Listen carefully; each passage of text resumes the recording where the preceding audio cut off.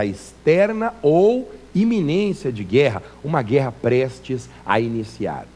O imposto extraordinário de guerra pode ser instituído pela União por lei ordinária. Não esqueça, imposto extraordinário, lei ordinária.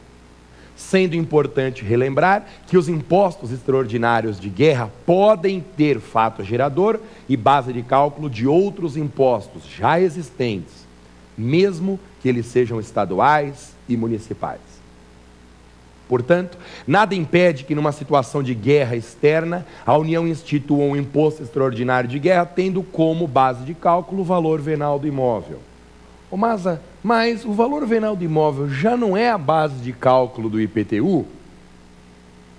Já.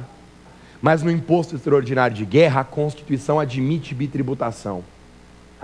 O fato gerador desse imposto pode ser a circulação de mercadorias. Ué, mas a circulação de mercadorias já não é fato gerador do ICMS? É, mas no imposto extraordinário de guerras é admitida essa bitributação. Então, resumindo as informações importantes, imposto extraordinário de guerra, competência da União, por lei ordinária, admitida a exigência sobre fato gerador e base de cálculo já utilizados para outros tributos. Taxas. Mas o que eu preciso saber a respeito das taxas? As taxas são tributos vinculados, porque dependem de uma atuação estatal. Você paga uma taxa como contraprestação a algo que o Estado faz em seu favor. Ao contrário dos impostos, que acabamos de ver, são tributos desvinculados, as taxas sempre estão relacionadas a uma atividade do Estado. Por isso, a doutrina tem dito que as taxas são bilaterais. As taxas são tributos remuneratórios. As taxas são tributos contraprestacionais, ou, nome difícil, hein? Tributos sinalagmáticos. De onde que vem esse nome sinalagma? Vem do direito civil. Você lembra disso? Contratos sinalagmáticos são aqueles com obrigações recíprocas entre as partes. A taxa é isso. A taxa é um tributo sinalagmático, porque de um lado o Estado age realizando uma atividade e de outro o contribuinte efetua o pagamento. E a lei? Qual é a lei para a instituição de taxa? Você já sabe. É aquela regrinha que eu comentei agora há pouco. É a lei ordinária. A regra geral no direito brasileiro é a utilização da lei ordinária. Guarde uma musiquinha muito importante para a fixação desse assunto. A musiquinha é assim, ó. É a lei ordinária que cria tributo, imposto, a taxa e a contribuição. Essa música nunca mais sai da cabeça e é esse o objetivo mesmo. Na hora da prova você lembra da música e acerta pela melodia, tá? É a lei ordinária que cria tributo, o imposto, a taxa e a contribuição. Mas no Brasil, quem que pode instituir uma taxa? A competência é comum entre todas as entidades federativas. Quem realiza a atividade é competente para a criação da taxa. Por isso nós temos taxas federais, estaduais, distritais e municipais. Taxa, competência comum. Mas se na minha prova cair uma pergunta, Masa, uma única pergunta sobre taxas, que pergunta será essa? Olha, o que mais aparece em exame de ordem sobre taxa é o conteúdo do artigo 145, parágrafo 2º. Sabe o que diz esse 145, parágrafo 2º da Constituição? Ele diz que as taxas não terão base de cálculo própria de impostos. As taxas não terão base de cálculo própria de impostos. E o que significa isso? O que significa não é tão importante, mas eu quero comentar. A base de cálculo de uma taxa é sempre o custo de uma atividade do Estado. Ao contrário da base de cálculo do imposto, que é um valor. O artigo 145, parágrafo 2º da Constituição quer dizer isso.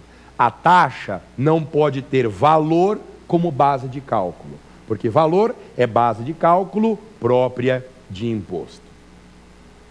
No Brasil, as taxas são de dois tipos.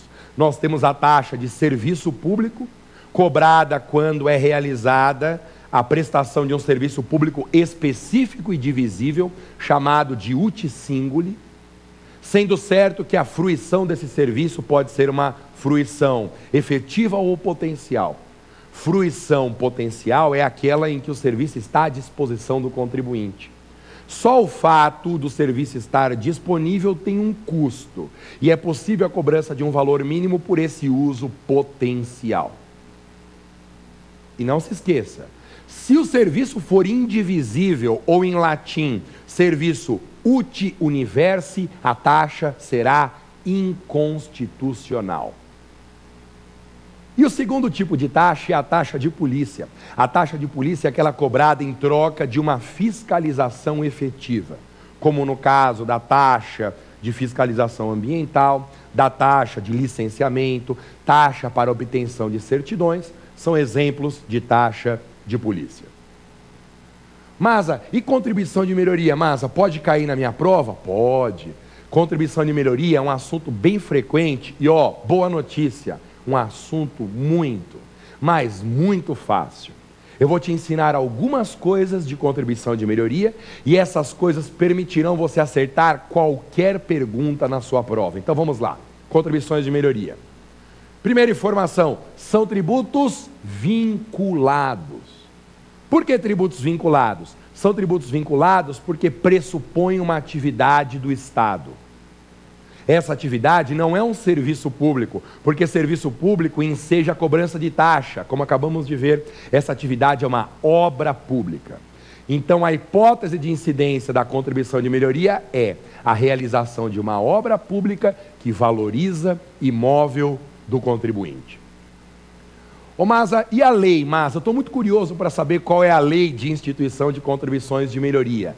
Contribuições de melhoria estão na regra geral. Portanto, contribuições de melhoria instituídas por lei ordinária. Lembra, né? É a lei ordinária que cria tributo, imposto, a taxa e a contribuição. Mas eu estou achando suas músicas muito toscas.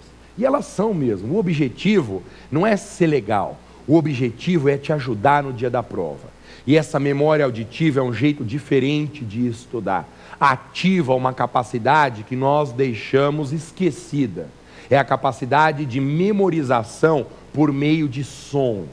Então, guarde isso. É a lei ordinária que cria tributo, imposto, a taxa e a contribuição. Contribuição de melhoria, lei ordinária. E a competência? A competência para a contribuição de melhoria é de quem realiza a obra. Se a obra for federal, como a duplicação de uma rodovia, contribuição de melhoria da União. Se a obra for estadual, como uma nova estação do metrô, tributo do Estado. Agora, se for a ampliação de uma avenida, obra municipal, contribuição de melhoria do município. Quem realiza a obra é competente para cobrar a contribuição de melhoria. Bem, quando o artigo 145, inciso 3 da Constituição fala da contribuição de melhoria, o Constituinte utilizou uma palavra que mudou a história desse tributo no Brasil. A palavra decorrente. A Constituição diz que é permitida a contribuição de melhoria decorrente de obra pública. Ora, tudo no mundo que é decorrente acontece depois. Se a contribuição de melhoria é decorrente da obra, há na Constituição uma cronologia implícita. Primeiro se realiza a obra e se apura a valorização e só depois é cobrada a contribuição de melhoria.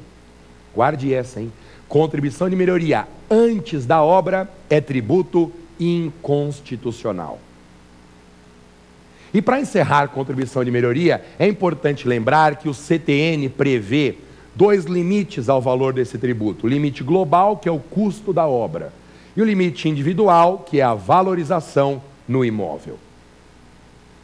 Sobre empréstimos compulsórios, há muitas perguntas também na história do exame de ordem, principalmente na prova CESP Nacional. E eu vou te ensinar 4 coisas, somente 4 coisas que respondem qualquer pergunta de empréstimo compulsório no exame de ordem. Primeira informação, os empréstimos compulsórios são tributos restituíveis. São os únicos tributos no Brasil que você paga e depois, em tese, vão te devolver.